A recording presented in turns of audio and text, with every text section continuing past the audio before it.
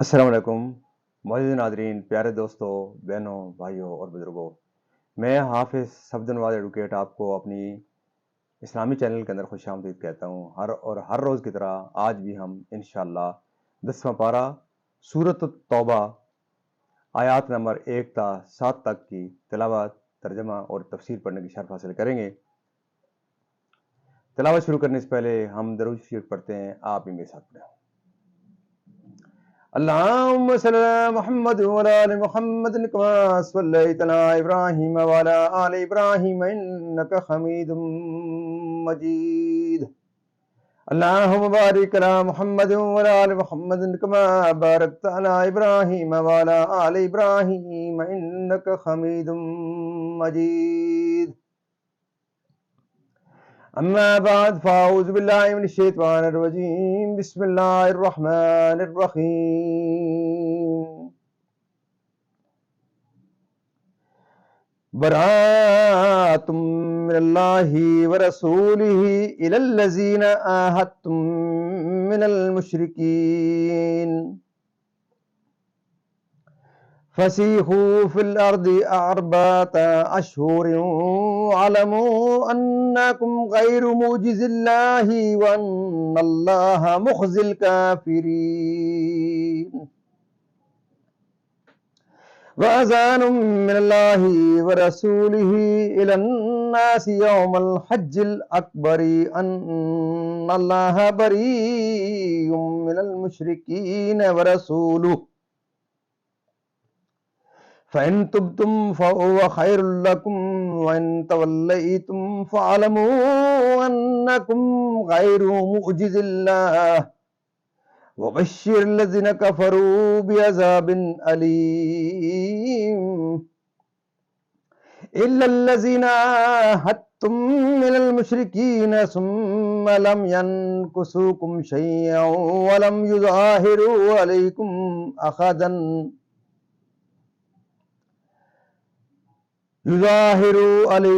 أحدا فاتموا إليهم أحدهم إلى مدتهم إن الله يحب المتقين.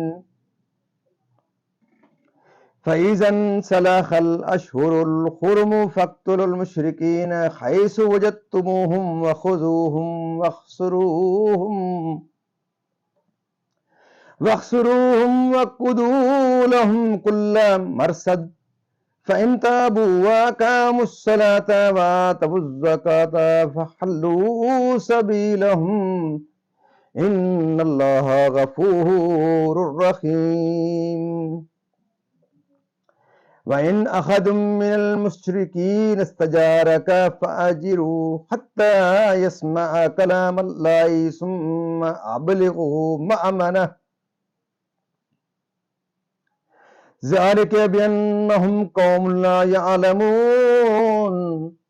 كيف يكون للمشركين أحد عند الله وعند رسوله إلا الذين عاهدتم عند المسجد الحرام وما استقاموا لكم فاستقيموا لهم إن الله يحب المتقين. كيف وإن يظهروا عليكم لا يرقبوا فيكم إلا ولا ذمة يردونكم بأفواههم وتأبى قلوبهم وأكثرهم فاسقون. صدق اللہ العظیم. ترجمہ. سورۃ التوبہ مدینہ میں نازل ہوئی. اس میں 129 آیتیں اور 16 رکوع ہیں.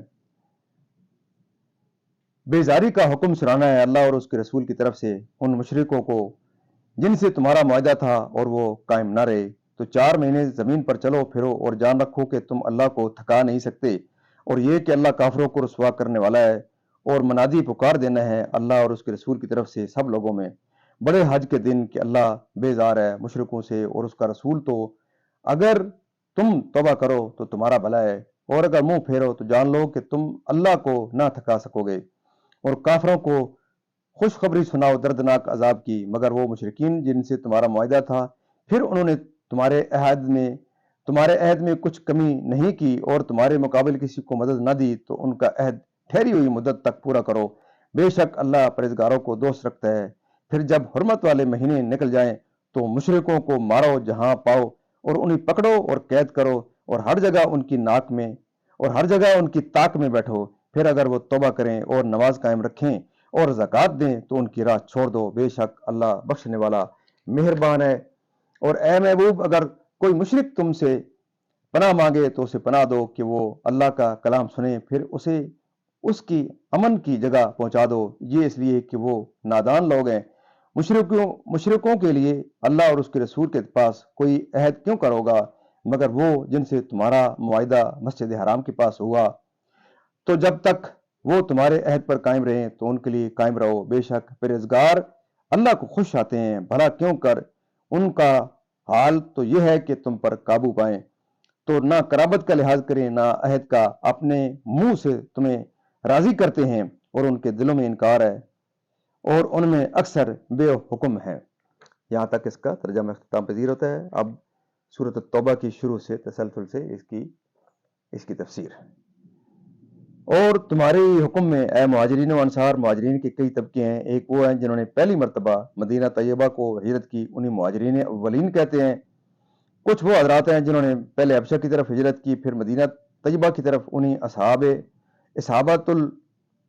اصحاب الہجرتین کہتے ہیں۔ بعض حضرات وہ ہیں جنہوں نے صلح حدیبیہ کے بعد فتح مکہ سے قبل ہجرت کی، یہ اصحاب ہجرت ثانیہ کہلاتے ہیں۔ پہلی آیت میں مہاجرین و اولین کا ذکر ہے اور اس آیت میں اصحاب ہجرت ثانیہ کا۔ اس آیت سے توارث بالہجرت منسوخ کیا گیا اور ذو الارحام کی وراثت ثابت ہوئی۔ سورۃ التوبہ مدنیہ ہے مگر اس کے اخیر کی آیتیں لقد جاءکم رسول سے آخر تک ان کو بعض علماء مکی کہتے ہیں۔ اس سورہ میں 16 رکوع، 129 آیتیں، 4078 کلمے، 10,488 حروف ہیں۔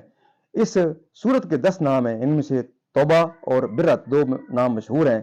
اس سورت کے اول میں بسم اللہ نہیں لکھی گئی، اس کی اصل وجہ یہ ہے کہ جبرائیل علیہ السلام اس سورت کے ساتھ بسم اللہ لے کر نازل ہی نہیں ہوئے تھے اور نبی کریم صلی اللہ علیہ وسلم نے بسم اللہ لکھنے کا حکم نہیں دیا ہے۔